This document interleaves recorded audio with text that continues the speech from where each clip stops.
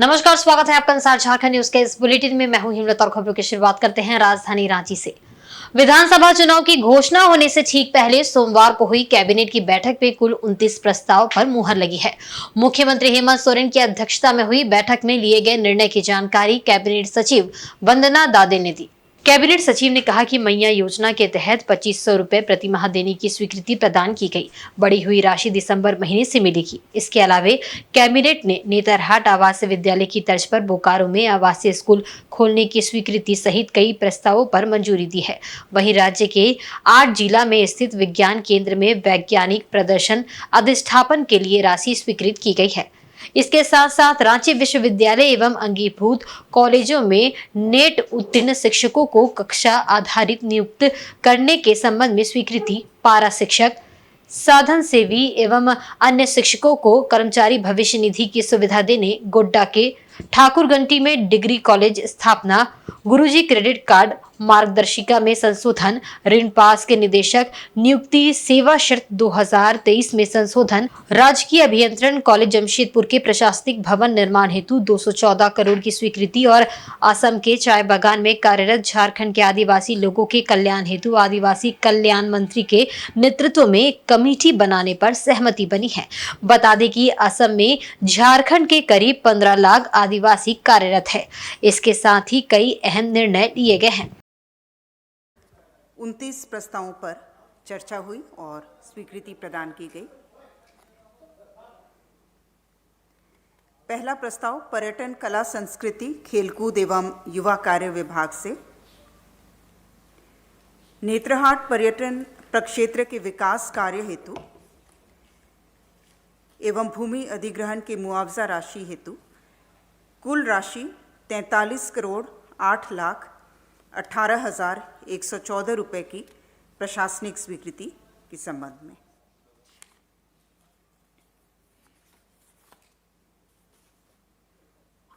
प्रस्ताव संख्या 2 स्कूली शिक्षा एवं साक्षरता विभाग से झारखंड राज्य अंतर्गत नेतरहाट आवासीय विद्यालय नेतरहाट की तर्ज पर कोल्हान प्रमंडल चाईबासा एवं संथाल परगना प्रमंडल दुमका के साथ साथ उत्तरी छोटा नागपुर प्रमंडल हजारीबाग अंतर्गत बोकारो जिले में आवासीय विद्यालय के स्थापना की स्वीकृति।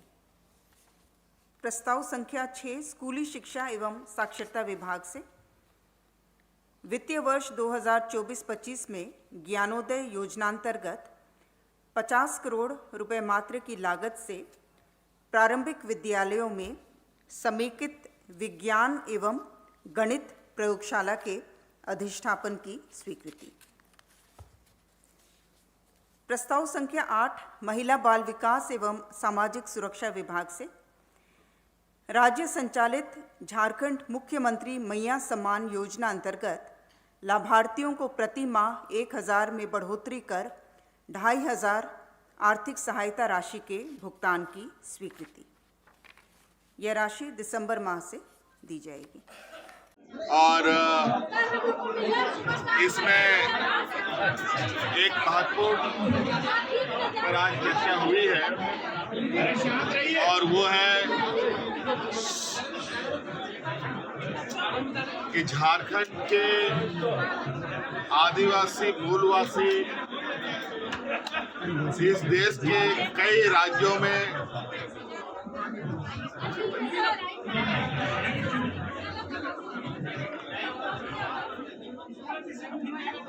ले जाकर बसा दिया गया। इसमें कुछ असम हो, अंडमान निकोबार हो, अन्य जगहों पर मूलवासी आदिवासियों को वर्षों से वहां पर रह रहे हैं, जो अंग्रेजों के द्वारा वहां उनको ले जाया गया काम कराने के लिए, और लगभग इनकी संख्या 15 से 20 लाख है।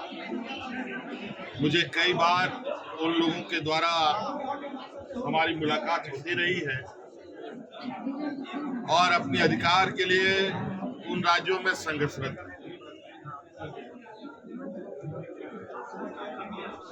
सर्वविदित है यहाँ के आदिवासी असम के चाय बगानों में काम कर रहे हैं, वो भी एक आदिवासी समुदाय के हैं। अंडमान निकोबार में भी है, वो भी एक आदिवासी है, लेकिन उनको अभी भी वहां पर आदिवासी की दर्जा प्राप्त नहीं। और आदिवासी कल्याण विभाग मंत्रालय के द्वारा जो बनाया जाता योजना है, उसका भी लाभ उनको नहीं मिलता। तो इस संदर्भ पे हमारी सरकार ऐसे सभी मूलवासी को झारखंड वापस आने का न्योता देती है।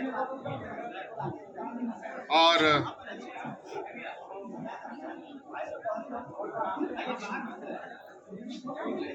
ये जो समस्या है, इस समस्या और आवश्यकता को जानने के लिए एक समिति बनाई जाएगी। मंत्री के स्तर पर, उसके नेतृत्व पर, कल्याण मंत्री के नेतृत्व पर, और सर्वदलीय समिति होगी। और उन जगहों पर ये प्रतिनिधि मंडल जाएंगे और वहाँ के जो समस्या है उसका आकलन करेंगे और राज्य सरकार को अवगत कराएंगे। इधर जमशेदपुर पूर्वी के विधायक सरयू राय ने दावा किया है कि इस बार विधानसभा चुनाव में एनडीए गठबंधन की सरकार बनेगी और एनडीए भारी बहुमत से जीतेगा। उन्होंने कहा कि जदयू और लोजपा पार्टी भाजपा के साथ मिलकर चुनाव लड़ने के लिए तैयार है। विधायक सरयू राय ने बातचीत में कहा कि वर्तमान सरकार की नीतियों को सभी लोग समझ चुके हैं, उनकी बातों पर लोग विश्वास नहीं कर रहे हैं। अभी वह लगातार मैया सम्मान योजना के तहत राशि बांट रहे हैं, लेकिन जब भाजपा ने गोगो दीदी योजना लाने की घोषणा की तो अब मैया सम्मान की राशि 2500 करने का हेमंत सरकार ने फैसला किया है। सरयू राय ने कहा कि पिछले फरवरी माह से वृद्धा पेंशन, विधवा पेंशन नहीं दिया जा रहा है, इसलिए लोगों के मन में है कि 18 से 50 वर्ष की महिलाओं को जो राशि दी जा रही है वह भी चुनाव के बाद बंद हो जाएगी। इसका विश्वास नहीं किया जा सकता है।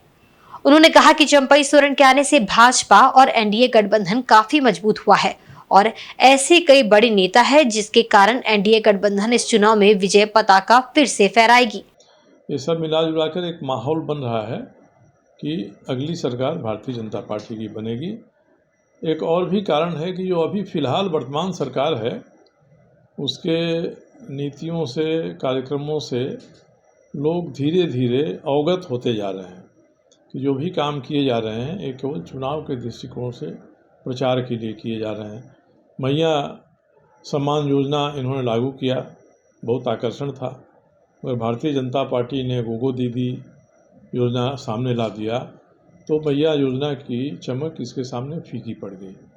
दूसरा क्या है कि 18 साल से 50 साल तक के महिलाओं को तो आप मैया सम्मान योजना के अंतर्गत आप प्रोत्साहन राशि दे रहे हैं, मगर उसके ऊपर के जिन लोगों को वृद्धावस्था पेंशन मिल रहा था, विधवा पेंशन मिल रहा था, ये पेंशन पिछले फरवरी महीने से लोगों के खाते में जा नहीं रहा है। तो लोगों के दिमाग में एक बात आ रही है कि कहीं चुनाव हो जाए ख़त्म तो मैया सम्मान योजना की भी स्थिति यही ना हो जाए।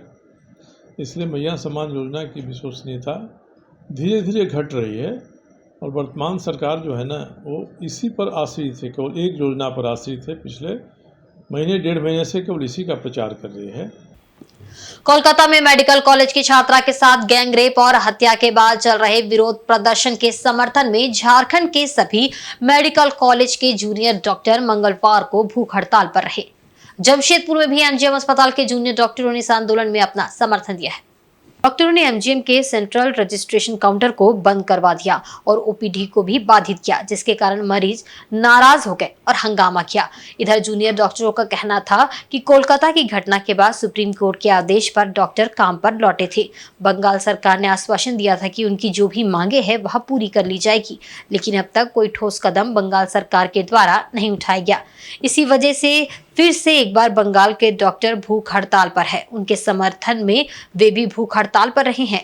जूनियर डॉक्टर के भूख हड़ताल पर रहने की वजह से एमजीएम अस्पताल की स्वास्थ्य व्यवस्था ठप हो गई। इस कारण मरीजों को काफी दिक्कतों का सामना करना पड़ा।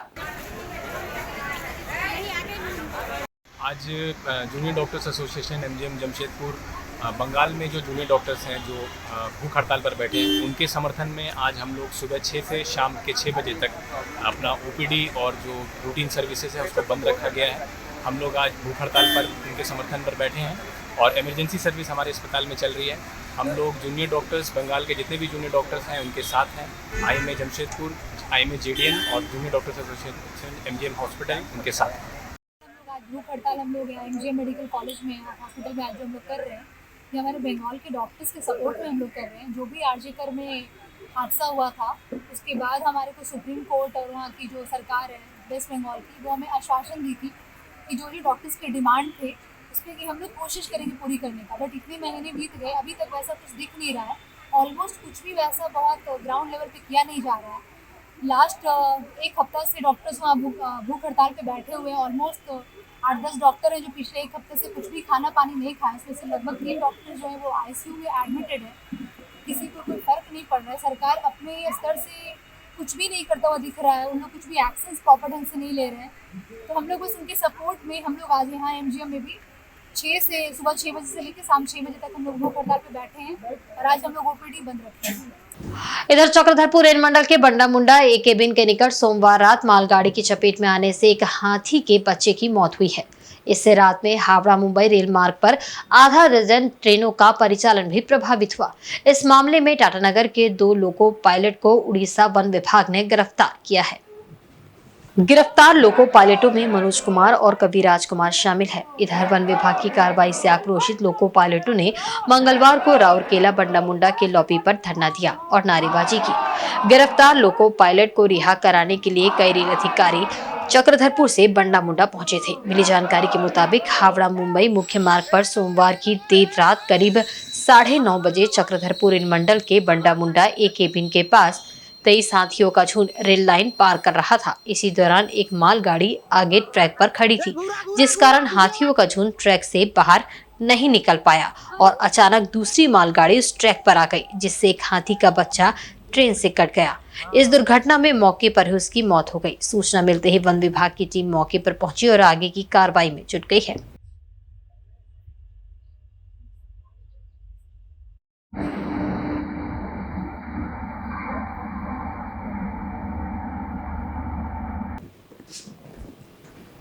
सरायकेला खरसपा जिला के ईचागढ़ प्रखंड क्षेत्र स्थित गुदरी पंचायत के खुंडी गांव में डायरिया फैलने से गांव में दहशत का माहौल है।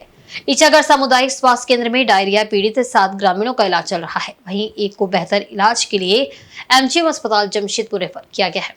चिकित्सकों की टीम मंगलवार को खुंडी गांव पहुंची और ग्रामीणों की स्वास्थ्य जांच में जुटी हुई है। टीम द्वारा गांव के कुआं व नल के पानी की जांच के लिए सैंपल सरायकेला सदर अस्पताल भेजा गया है। टीम ने सामुदायिक स्वास्थ्य केंद्र ईचागढ़ में इलाजरत डायरिया पीड़ितों का जायजा भी लिया। डायरिया से दर्जनों व्यक्ति पीड़ित है। 9 को गंभीर हालत में सोमवार को सामुदायिक स्वास्थ्य केंद्र ईचागढ़ लाया गया, जहां से एक को एमजीएम रेफर कर दिया गया। वहीं एक अन्य रोगी को छुट्टी दे दी गई है। 7 डायरिया पीड़ित का इलाज सामुदायिक स्वास्थ्य केंद्र में किया जा रहा है। अस्पताल में भर्ती 54 वर्षीय कमला मांझी को गंभीर अवस्था में एमजीएम भेजा गया है।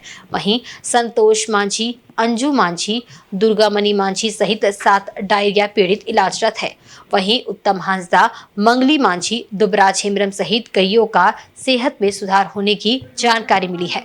डायरिया पीड़ित महेशचंद्र भास्कर एवं फूलमणि मांझी के भी स्वास्थ्य में सुधार है। वहीं गांव में ब्लीचिंग पाउडर का छिड़काव जारी है।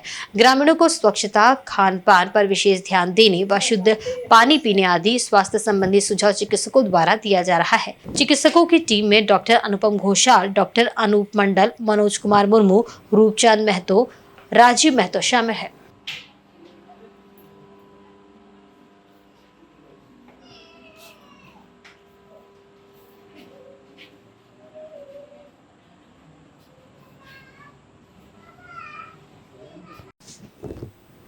वहीं लोक आस्था का महापर्व छठ की तैयारियों को लेकर आदित्यपुर गम्हरिया विकास समिति के अध्यक्ष पुरेंद्र नारायण सिंह ने उपायुक्त और एसपी को एक मांग पत्र सौंपा है। इसके जरिए उन्होंने घाटों को दुरुस्त करने व लाइटों की मरम्मत करने की मांग की है। ज्ञापन में आदित्यपुर व गम्हरिया क्षेत्र के सभी छठ घाटों की मरम्मत, साफ सफाई, सभी छठ घाटों के पहुंच पथ की मरम्मत, बंद पड़े street light, high mast light एवं खराब पड़े चापाकल तथा डीप बोरिंग को दुरुस्त करने के लिए आदित्यपुर नगर निगम को आवश्यक दिशा निर्देश देने की मांग की गई है। इसके अलावा सभी छठ घाटों पर छठ पूजा के दौरान विभिन्न सामाजिक संगठनों द्वारा लगाए गए शिविरों को टैंकर से जलापूर्ति किए जाने, पार्किंग का स्थान चिन्हित किए जाने, नदी में गहरे पानी वाले स्थान पर डेंजर बोर्ड लगाने, छठ व्रती माताओं बहनों के लिए छठ घाटों पर चेंजिंग रूम का निर्माण किए जाने, सभी छठ घाटों के निकट अस्थायी शौचालय की व्यवस्था किए जाने हेतु भी उपायुक्त सरायकेला खरसवा से आदित्यपुर नगर निगम को निर्देश दिए जाने की मांग की गई है। उपायुक्त सरायकेला खरसावां और पुलिस अधीक्षक सरायकेला खरसावां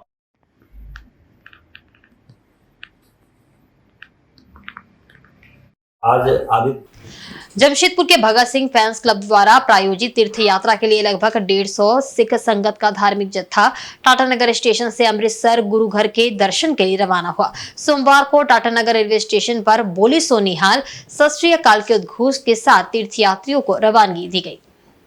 स्टेशन पर सीजीपीसी के पदाधिकारी में अध्यक्ष सरदार शैलेंद्र सिंह के अलावा महासचिव गुरुचंद सिंह बिल्ला, चंचल सिंह सहित राजनीतिक पार्टी से दिनेश कुमार, सतबीर सिंह, शिव शंकर सिंह तीर्थयात्रियों को रवाना करने पहुंचे। सेंट्रल गुरुद्वारा प्रबंधक कमेटी द्वारा श्रद्धालुओं का अभिनंदन किया गया और उन्हें जलपान की सेवा उपलब्ध कराई गई। सोमवार की रात 9 बजे जलियांवाला बाग एक्सप्रेस से अमृतसर के लिए ये जत्था रवाना हुआ, जो 16 अक्टूबर को सुबह 6 बजे अकाल तख्त श्री हरमंदिर साहिब में पहुंचेगी। 150 श्रद्धालुओं का जत्था श्री गुरु रामदास जी की पावन धरती के दर्शन करने के बाद श्री तख्त श्री केसगढ़ साहिब आनंदपुर में दर्शन करने के लिए जाएगा। इसके बाद श्री मणिकरण साहिब हिमाचल प्रदेश के दर्शन करते हुए तख्त श्री हरमंदिर साहिब पटना का दर्शन करते हुए जमशेदपुर वापस लौटेगा।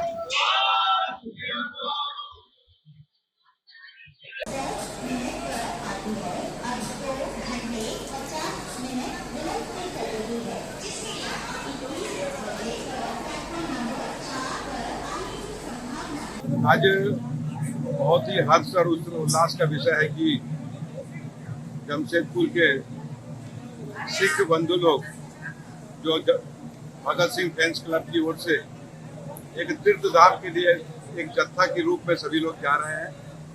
हम सभी लोग आज जमशेदपुर टाटानगर स्टेशन पर उनको विदाई करने के लिए पहुंचे हैं और गुरु महाराज से ये प्रार्थना है कि उनकी यात्रा मंगलमय हो।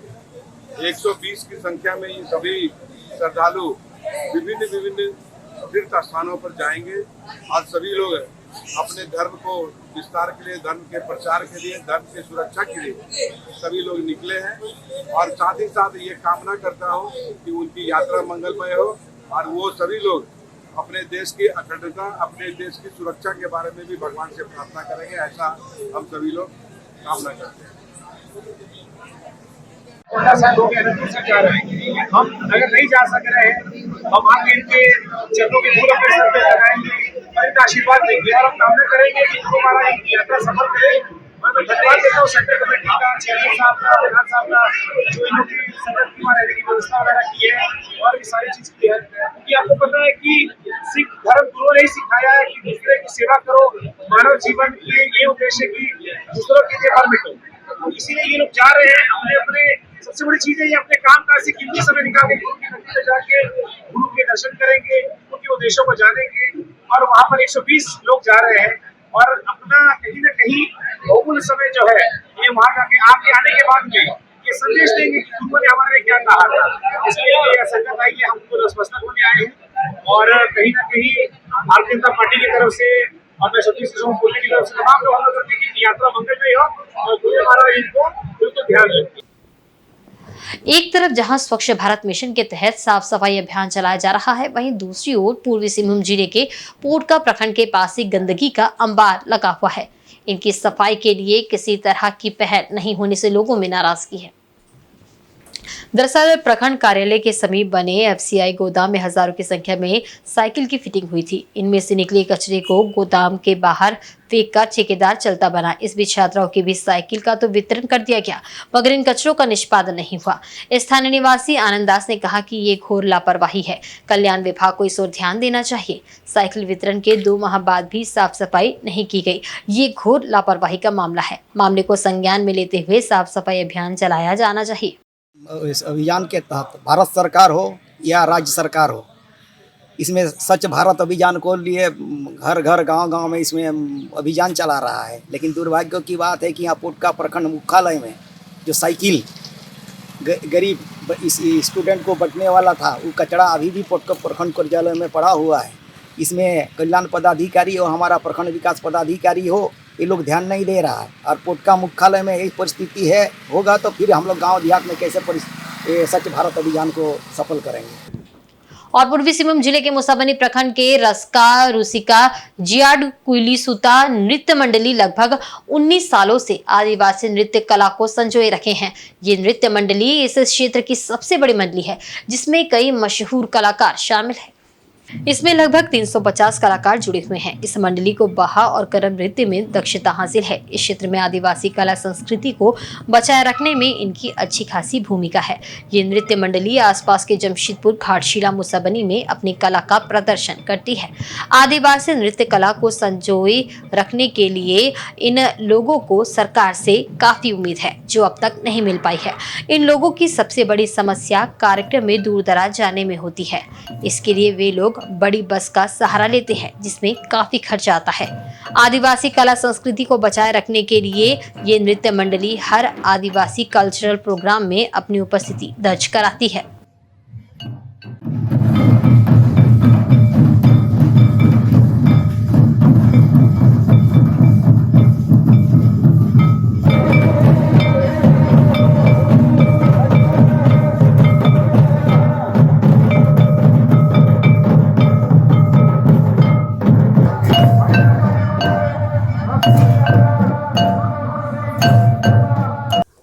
ये लगभग 15-16 साल से चलते आ रहा है और हम लोग का मुख्य उद्देश्य है हमारा जो आदिवासी ये कला और संस्कृति को रक्षा करना है। हम लोग जैसे कि ये बहा पर्व का जो नृत्य होता है, बहा नृत्य, उसके बाद दूसरा है करम नृत्य का भी हम लोग का माने दक्षता हासिल है, लेकिन सरकार की ओर से हम लोग को सहयोग नहीं मिल पाता है। इसी वजह से हम लोग पार्टिसिपेट करने में हम लोग को दिक्कत होती है। तो हम सरकार से भी मांग करते हैं कि हम लोग को भी सरकार सहयोग मिले। और वक्त चला एक बहुत ही छोटी सी ब्रेक का। ब्रेक के बाद खबरें और भी आप देखते हैं इनसाइड झारखंड न्यूज़।